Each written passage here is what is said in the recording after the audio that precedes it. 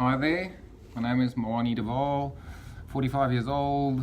I'm the CEO of Energy Partners Solar, obviously a company that installs and deals in solar power, so I guess next generation company, very exciting at the beginning of the 21st century.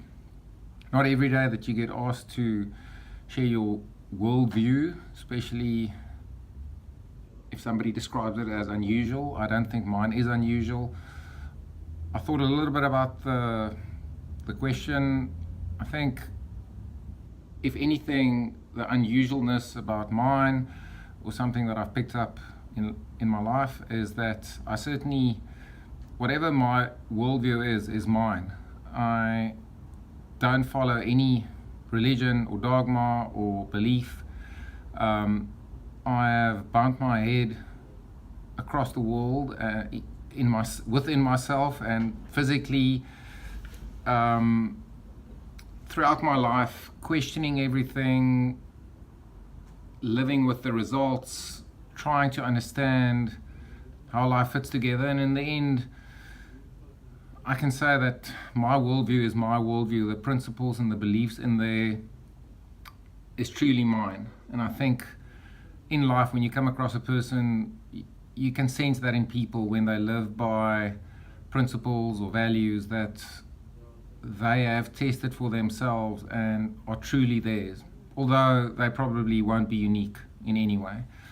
So in that sense, don't believe in anything, no religion, but have found commonality in religions across the world. And I would say specifically more on the eastern side, if you look at those belief systems, a lot of what I found to be true for myself resonates in the more eastern belief systems. I don't even know if you can call it religions.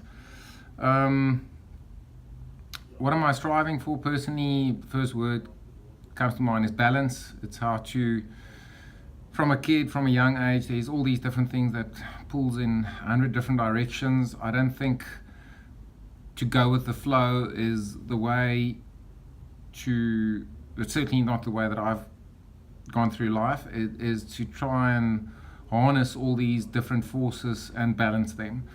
In time, I've definitely found it easier, and look forward to, as my life goes further, find an easy balance between some very internal and external powerful forces pulling on me.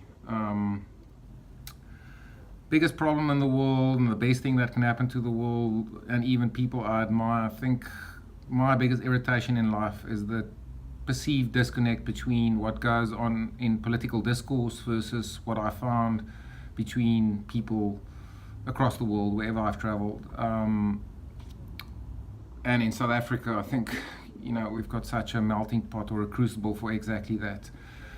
I think there's a willingness and an openness and even a love between our people that is not reflected in our political discourse, and it truly pains me to see how politicians, for their own gain, make up agendas which I do not believe are reflected on the ground. In that sense, people that I admire, if I keep it to that theme, is definitely the leaders of the past, and two stand out for me: Churchill and our own Jan Smuts. They were both good friends at the beginning of 1914. What they faced, Churchill on a global stage, and Jan Smuts amongst his own people, they did also not go with the flow, and I think they acted from a place of authenticity. That's why I admire them. And if you have to bring that to today's political leaders, Julius Malema, I do not believe what he is proclaiming in our parliament, and the way he does it, is a reflection of what our people feel in this country and on a global stage as well.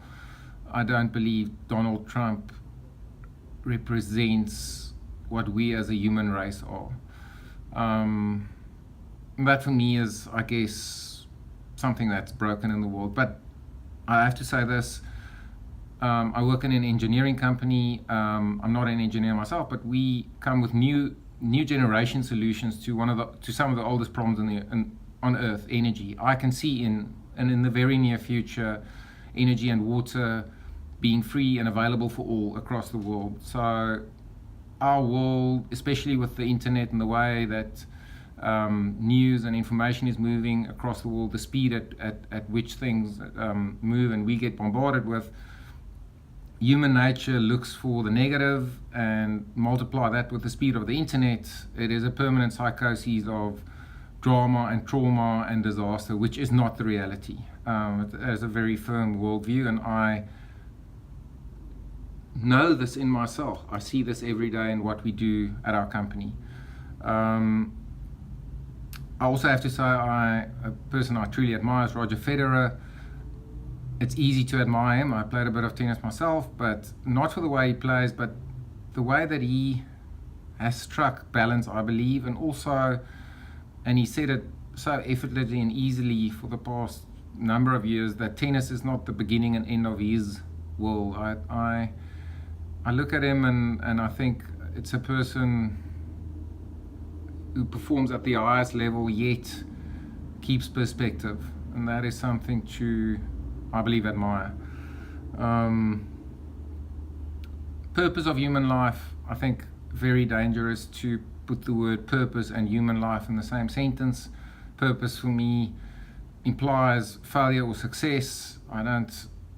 Human life cannot be a failure or a success. For me, but anyway, if you live hard and live by your own rules and truly intensely live, you discover for yourself that the concept of time, for instance, disappears and you are already in eternity. I know that sounds a little bit ethereal, but once those kind of realizations dawn on you and you're not bound by these 80 years, you understand that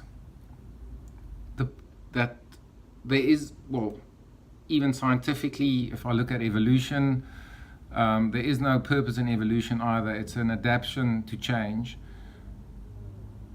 If you understand history, if you understand the world, if you look up at the stars, once your insignificance dawns on you, it is both humbling but then extremely liberating. And in there, I believe, lies purpose, if you had to call it purpose. For me, it is to live by values that's yours, that you effortlessly can recall, and that is your DNA, and that you know works for you. In that, I find you will find a purposeful life. Thank you.